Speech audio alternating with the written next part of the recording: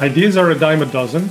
So if you have a great idea, just know you're probably not the first one to have that or the only one to have it, because if it's truly a great idea, then other people might already be doing variations of it, or other people are planning to do it. So with that said, that means you probably should try to execute on it.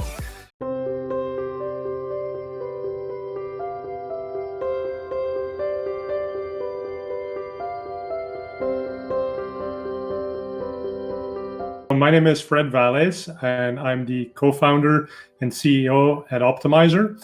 And Optmyzr is a PPC management software suite. So we work with a lot of agencies and in-house marketing teams to make it easier and quicker for them to be very effective at placing ads on Google and Microsoft and Amazon and Facebook and all of those places where you do pay-per-click advertising.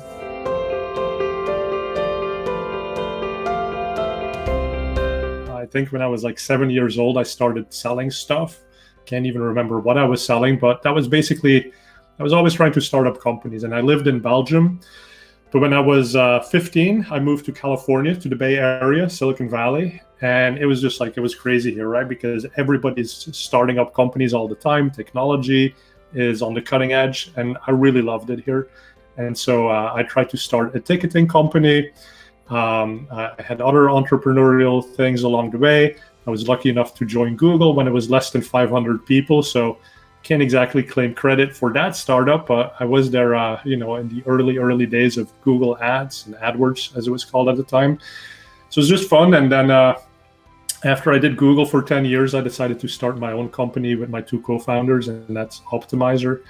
So Optmyzr obviously takes a lot of time. I love the travel that I get to do for it, get to talk to people in the industry, share interesting findings, best practices, kind of think about where the industry is moving as a whole.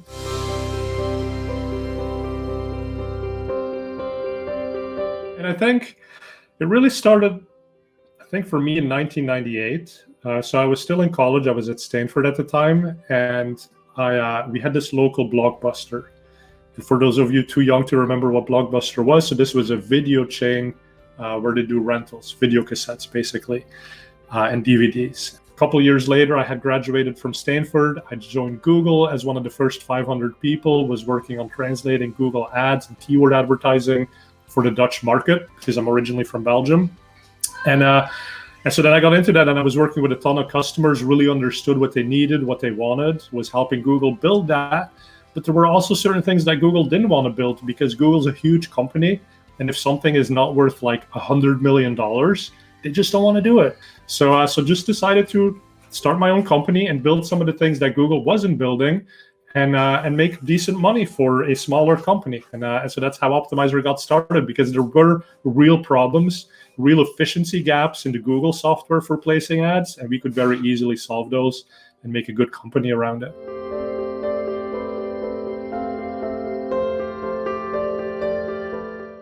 Optmyzr is really about making PPC advertisers more effective with the limited time that they have. So keyword advertising and advertising in general through Google and Microsoft and Amazon is very effective, because the customer basically comes in and says, okay, here's my keyword that I type into the search box. And if you're an advertiser and you happen to sell that product or that service that answers the question for the consumer, you get to show your ad to them. In the beginning, when I joined Google in 2002, it was relatively simple. You'd have a keyword, you'd have a bid, and you'd have an ad text. But then things got more complicated and more functionality got layered onto it. And Optmyzr came in because we said this complexity, we can make that easier. We can take best practices that we've seen in the industry, and we can make workflows and tools that specifically address those best practice workflows.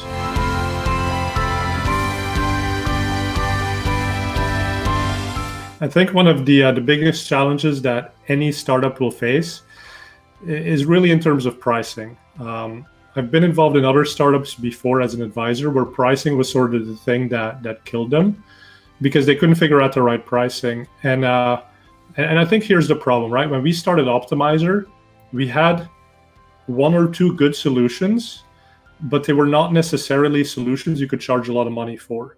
So you have to find that point at which like the customer says, okay, this is good enough, I'm willing to pay for it.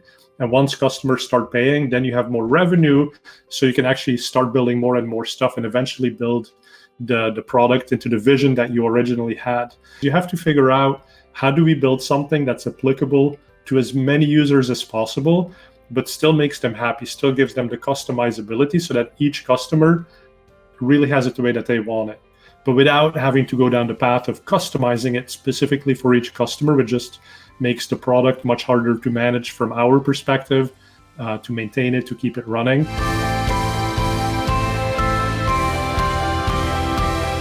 I mean, being an entrepreneur is really about charting your own course, I think. It's about identifying problems and coming up with the solutions, and just going for it and knowing that you're not always going to succeed, being willing to learn along the way and maybe have some failures.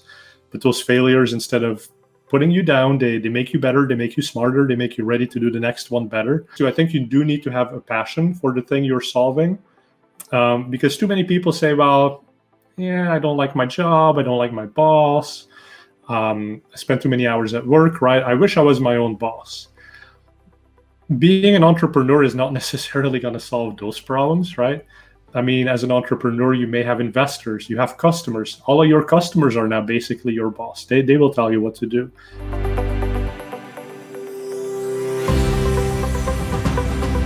As an entrepreneur, I think the fear that you have is, how do you stay innovative? Especially if you start as an entrepreneur and then you are successful at one of your ventures, sort of figuring out what's next, right? So do I keep running with this venture for a long time, or is there a certain point at which it just makes more sense to have somebody else pick up that venture and scale it to the next level? Because you'll often see that entrepreneurs are not the best business leaders of big businesses. And so that's certainly a fear that I think myself and probably my co-founders have, is sort of knowing, where do we take it from here? And then I think the other challenge that a lot of entrepreneurs face is just competition, right? So you may have been the new kid on the block who's really made an impact in the industry, who's done things that make customers really happy, but then somebody sees your success and they say, well, I want to do that too. And so now you have a new competitor.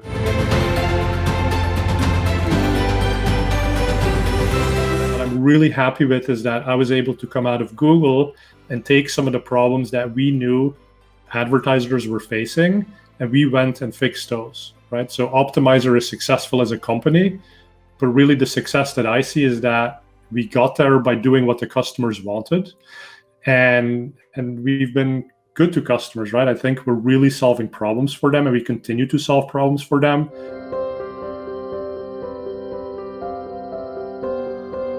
So one of the things that I think has really helped myself personally, and in turn Optmyzr, was thought leadership. So from a very early stage when I was at Google, I was trying to figure out, we have this amazing product. We have Google AdWords, now called Google Ads. And the engineers say it works one way, but you have all these customers who see how it really works in real life.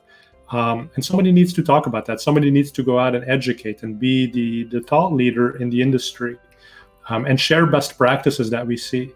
And so based on that thought leadership and blogging for industry journals and speaking at industry conferences and doing video work and doing things like this, honestly, talking to people like you watching today, that keeps the brand alive. That positions us as someone that hopefully you kind of like and you kind of trust, right? I'd spent 10 years at Google building a brand and helping people be better advertisers. And then when I said, I'm going to start Optmyzr now, people were listening to me, people trusted me. And then they saw what we built and they were like, yeah, this still makes sense. Like, it's still the same Fred from at Google.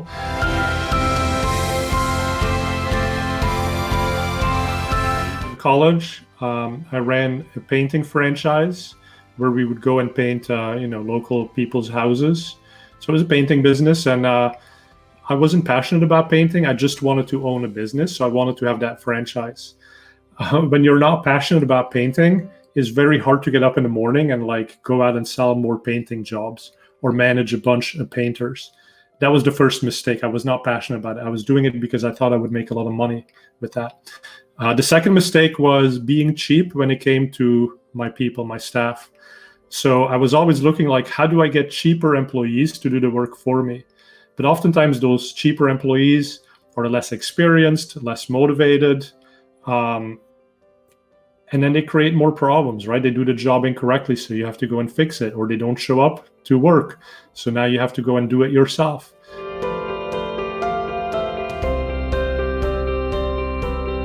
Ideas are a dime a dozen.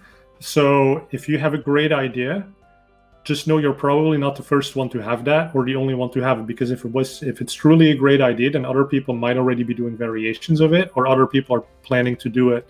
So, but that said, that means you probably should try to execute on it, but don't try to go at it yourself. If you have the idea, find someone who would be passionate about that and really good at selling it, maybe who has a name in the industry that you're going into, or find someone who has expertise in actually building that great solution or that great product that you have, and figure out what your personal skill is within that set so that you're complementary to your co-founder. I love co-founders, right? I think more companies should have co-founders. I think a lot of budding entrepreneurs would actually make it much further if they were willing to early on say, it's okay if I don't own 100% of this business, right? It's better to have half or a third of something really successful than 100% of something that's really not working.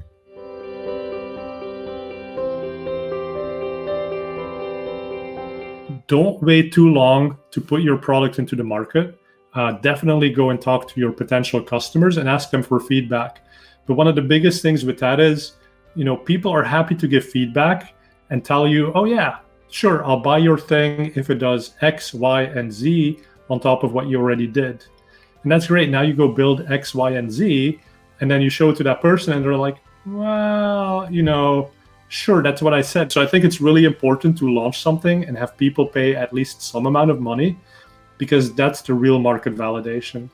And again, that's what Optmyzr did. In the beginning, we had very low prices for the set of tools that we had, but at least we had customers and they gave us feedback and we knew they were serious because they were paying us some money. And so I think to get market validation, that's probably the best way to do it.